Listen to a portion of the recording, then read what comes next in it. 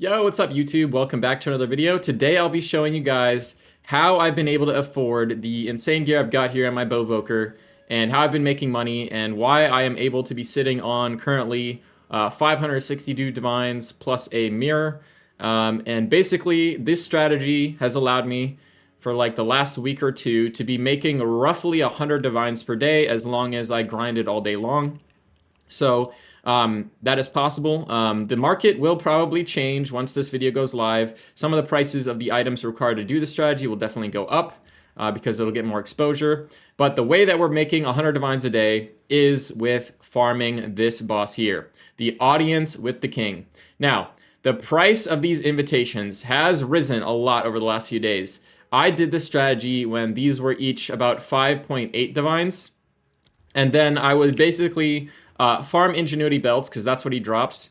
And I've done probably like a couple thousand runs at this point over the last week or two. And so I will say that the drop rate on ingenuity from this boss, I would say, is pretty accurate here at around 32%. Maybe it's 33, maybe it's a little bit less. There's not actually that many tracked results here with only 150, but I've done like close to 1,000 runs and it seems to even out at about 33% chance to drop. And basically this belt, you can check the price of it here for like a non-corrupted one. And as long as the belt value for a non-corrupted belt is roughly equal to 3 times the cost of your invitation, you are going to be breaking even on belts. And that is just to sustain the strategy. The strategy does not profit off of belts. The belts are just there to sustain the investment. What you're going to be profiting from are a lot of just random currency drops, as well as the occasional belt that high rolls. Anything above like 75% will be able to sell for more than the going rate. And then occasionally you'll also get some rare omens, which can be worth quite a bit. So like the Omen of Whittling here is worth like, I think it's like 8 or 9 divines right now. So that is where the profit is going to be coming from. And this is a strategy that you want to be very efficient at doing because the profit margins are kind of small unless you're doing many and many of these runs per hour. So let me buy some here and I kind of will show you guys how it goes. Now, I was doing this strategy normally with a body armor kind of like this. This one was giving me 100 extra rarity.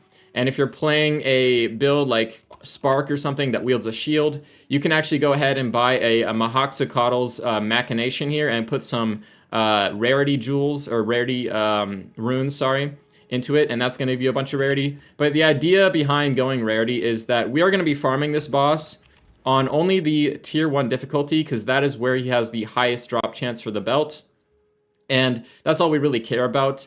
As you get more difficulty, he starts to drop more uniques that are pretty low value. Even the From Nothing that he only drops on the hardest difficulty is not really worth that much. It's worth less than the belt. So if you get it instead of the belt, you're basically just losing money. So we're going to be fighting him on the second difficulty, difficulty 1. And this difficulty is so easy with this build especially that I basically just one-shot him. And so I don't care about defenses, and that's why I'm able to run, like, for example, this body armor. And if I was playing Spark, I'd be running this plus the shield to give me like an extra 300 rarity. Because that rarity is going to pay over the long run. As you're doing hundreds and hundreds of these runs, you're going to be making a little bit more divines and raw currency over the long run.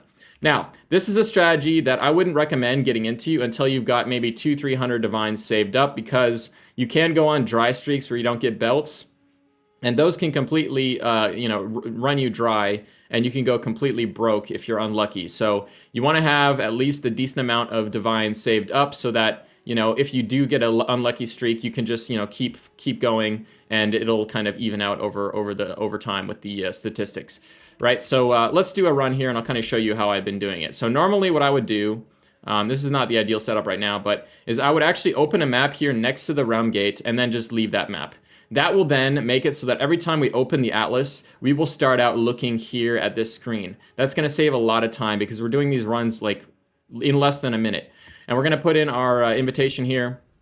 Now this boss has kind of these immunity phases where he takes no damage.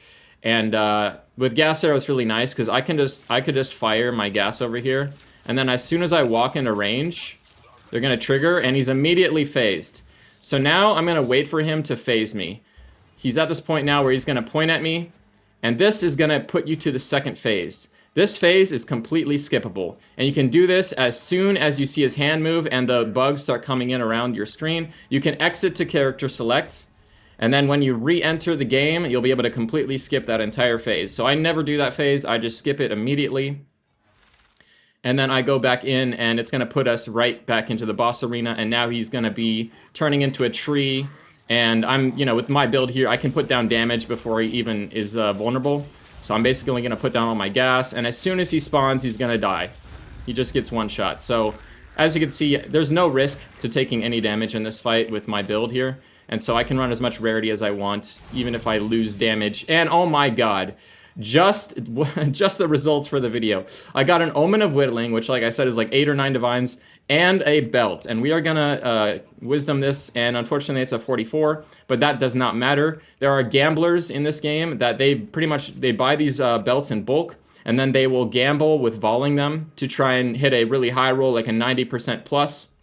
And so they're always going to be worth something regardless of the roll. So don't even bother divining it. It is not worth your divines to divine the belt. Just sell as is. If it's below like 70%, they'll all sell for the exact same price, which for me right now is around, if it's not corrupted, sorry, around 22 divines. And then if you get a good roll, like you get 75 plus, then you of course want to price check it and make sure you're selling it for the appropriate price. But yeah, this is how I've been making tons of money. I've had a stash tab here called Ingenuity, and I've been filling this up in my runs and then selling in bulk and then filling it up, selling in bulk. I've actually learned some of the names of some of the frequent buyers who buy them in bulk off me. They're a bunch of degenerate gamblers who do nothing but corrupt the belts.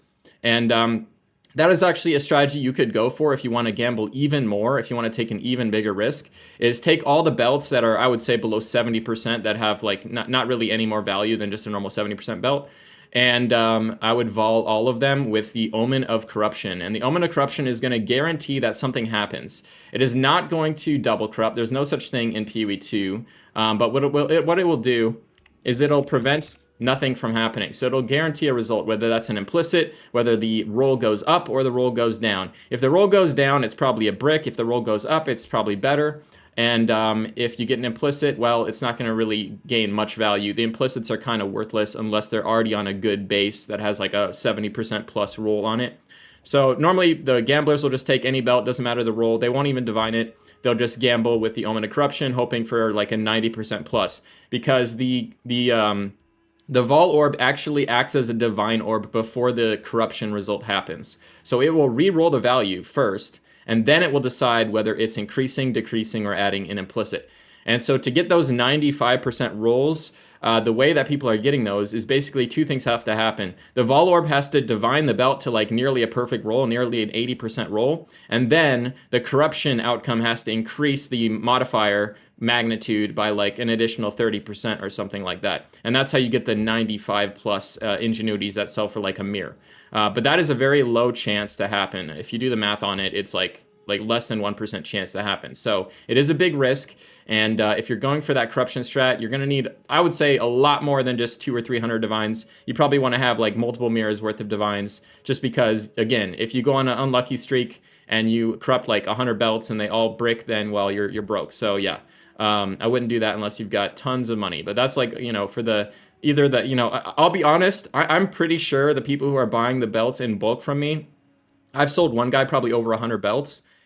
I'm pretty sure these guys are RMTing, because like normal players just cannot afford that kind of risk to take with gambling all the belts. Like, I don't know, man. It's sus. But yeah, anyways, there's always going to be RMTers. There's always going to be degenerate gamblers. And this gamble here, besides, I guess, besides Astromentus, is probably the closest thing we have in PoE 2 to the old apothecary gambling that people would do in PoE 1 with the divination cards to try and like double their money, triple their money, whatever, by making, doubling the cards and making a mage blood. So this is very similar. It's one of the, more popular, if not the most popular gambling methods that people do. So there's always going to be gamblers. Your belts are always going to be able to sell. And so this strategy will probably never be, nerfed to the point where it's not doable anymore. It'll always be profitable because there's always going to be gamblers. But I would just be sure to check on the prices of like the audiences and the prices of the belts to make sure that as long as the belt value is equal to triple the invitation value, you're going to be okay. because like I said, the belt is just there to sustain the strategy, and the profit's only made when you get the omens or the high rolled belts, and that's where the real money is at. And by running a bunch of rarity, like with the body armor here, and if you're using a Maka Hot Tools Machination, with like 400 or 500 rarity, you're gonna get some divine drops as well every like few runs, like every 20-30 runs, and you're gonna get a lot of raw currency, a lot of exalts, a lot of chaos orbs, a lot of just random currency. And you also get a lot of high tier rare bases, which can on occasion be worth a lot. So because the zone level here is actually kind of a higher zone level, and the boss is kind of a higher zone, I end up getting a lot of like high tier boots, and a lot of them end up giving me 35% movement speed. And these boots here, with decent rolls on them, can sell for a good amount. So you get a lot of 35% movement speed boots, which sell pretty well. And then you'll just get an occasional other, good items here as well. So yeah, that's the strategy that I've been using to make close to 100 divines per day, and has allowed me to afford this gear, as well as, working on future builds and, buying up stuff that is upgrades for my character. So I hope this guide helps you guys out. Of course, now that the build is out, or now that this strat is out there, the prices might change and it might be less profitable. The margins might, tighten a bit. But if you guys can jump on this quickly and, get your foot in the door here, and if you got, enough divines saved up to, start farming this strat, then best luck to you to make some big profits. And I hope you guys enjoy this video, and I'll catch you guys next time. Peace.